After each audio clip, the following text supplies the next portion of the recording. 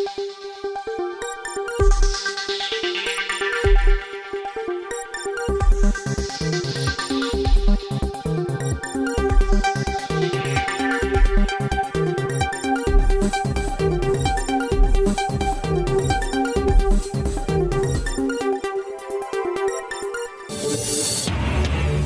বিচার প্রতিষ্ঠা ও রাষ্ট্র সংস্কারী সরকারের প্রধান চ্যালেঞ্জ জানিয়েছেন প্রধান উপদেষ্টা।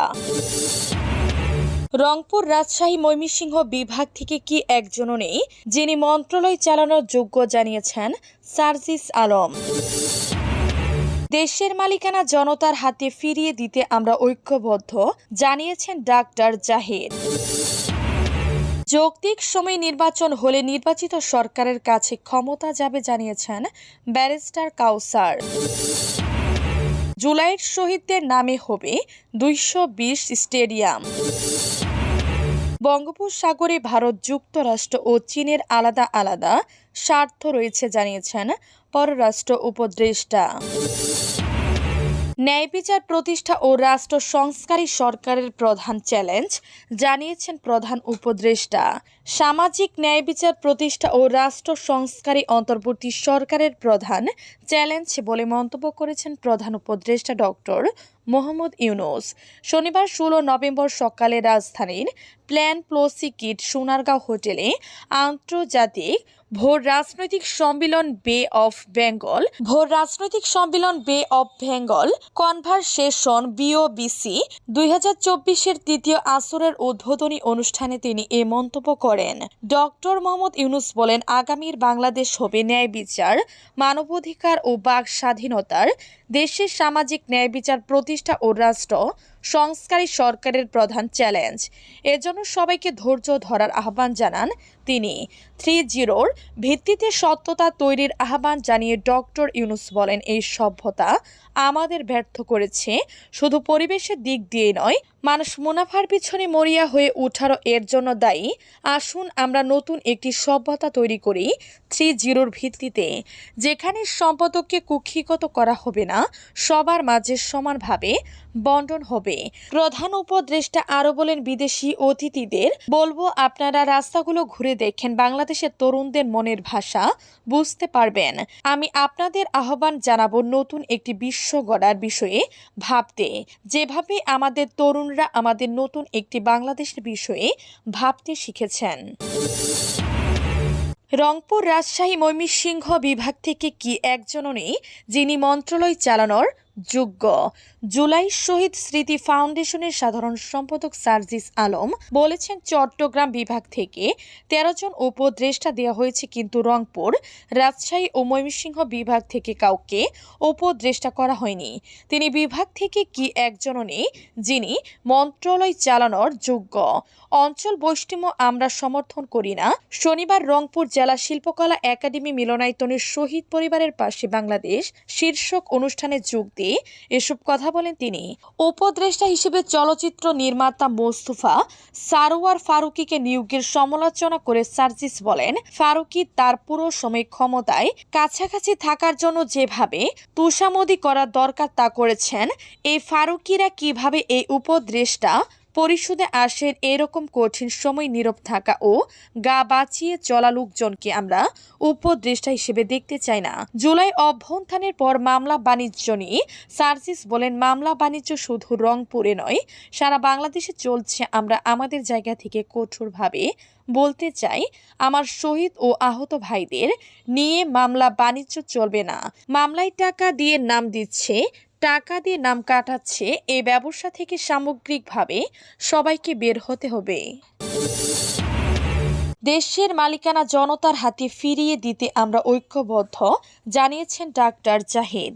ঐতিহাসিক 7 নভেম্বর জাতীয় বিপ্লব ও সংহতি দিবস উপলক্ষে শুক্রবার 15 নভেম্বর বিকেলে গাজীপুর মহানগর বিএনপির আয়োজিত শোভাযাত্রায় জনতার দল নামে রাজবাড়ী মাঠ থেকে শিববাড়ি মোড় হয়ে প্রায় 1.5 কিলোমিটার সড়কে ছিল মানুষের উপচে পড়া ভিড়।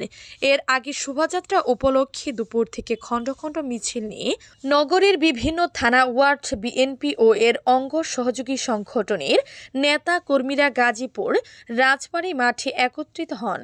এক পর্যায়ে রাজবাড়ী মাঠ সহ আশপাশ এলাকা লোকারণ্য হয়ে যায়।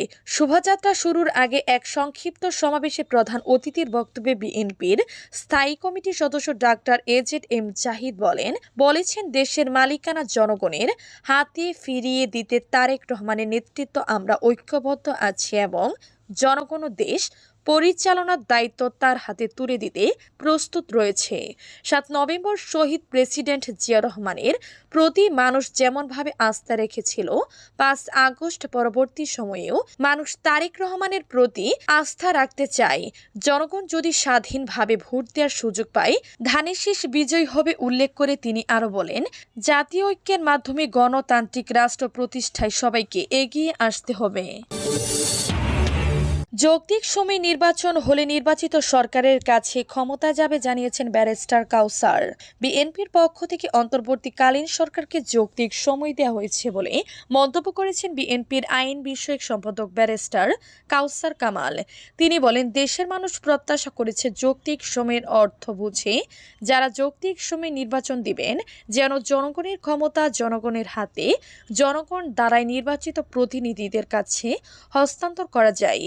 শনিবার ১৬ নভেম্বর দুপুরে নেত্রকোনার দুর্গাপুরে বন্যা কবলিত ইউনিয়ন জিয়া রহমান ফাউন্ডেশনের সহযোগিতায় ইউনিয়ন বিএনপির উদ্যোগে ফ্রি মেডিকেল ক্যাম্পের উদ্বোধনীকালে এসব কথা বলেন তিনি আরও বলেন, এই অন্তর্বর্তীকালীন সরকার যদিও জনগণ দ্বারা নির্বাচিত নয়, কিন্তু রাজনৈতিকভাবে সমস্ত ক্রিয়াশীল রাজনৈতিক দলের প্রত্যক্ষ সমর্থনের এই সরকার, অর্থাৎ এই সরকারের প্রতি প্রত্যেকটা রাজনৈতিক দলের সমর্থন আছে। গত ১৬ বছর বিএনপি নেতৃত্বে যে ফ্যাসিবাদ বিরোধী আন্দোলন হয়েছে এবং ছাত্র জনতার অভ্যুত্থানই বর্তমানে এই সরকার। গত ১৬ বছর ফ্যাসিস্ট রেমিজ এদেশের মানুষের রক্ত চুষে খেয়েছে। এদেশের প্রত্যেকটা মানুষ প্রত্যন্ত এলাকা থেকে শুরু করে গ্রাম বাংলা ও শহরের আনাচে কানাচে মানুষের রক্ত চুষে খেয়ে নিয়েছিল। জুলাইয়ের শহীদদের নামে হবে ২২০ স্টেডিয়াম। সারা দেশে ২২০টি উপজেলায় জুলাইয়ের শহীদদের নামে স্টেডিয়াম নির্মাণ করা হবে বলে জানিয়েছেন উপদেষ্টা আসিফ মাহমুদ। শনিবার জাতীয় সংসদ ভবনের পশ্চিম পার্শ্বে অনুষ্ঠানে এ কথা বলেন যুব ও ক্রীড়া মন্ত্রণালয় এবং স্থানীয় সরকার, পল্লী উন্নয়ন ও সমবায় মন্ত্রণালয়ের উপদেষ্টা আসিফ মাহমুদ। যুব ও ক্রীড়া মন্ত্রণালয়ের উপদেষ্টা বলেন, জুলাই গণ অভ্যুত্থানে যারা শহীদ হয়েছেন তাদের ত্যাগ এবং রক্তের মূল্য কখনো পরিশোধ করা সম্ভব হবে না, কিন্তু আমাদের সাধ্যের মধ্যে যতটা সম্মান প্রদর্শনের সুযোগ আছে সেইটা আমরা চেষ্টা করেছি।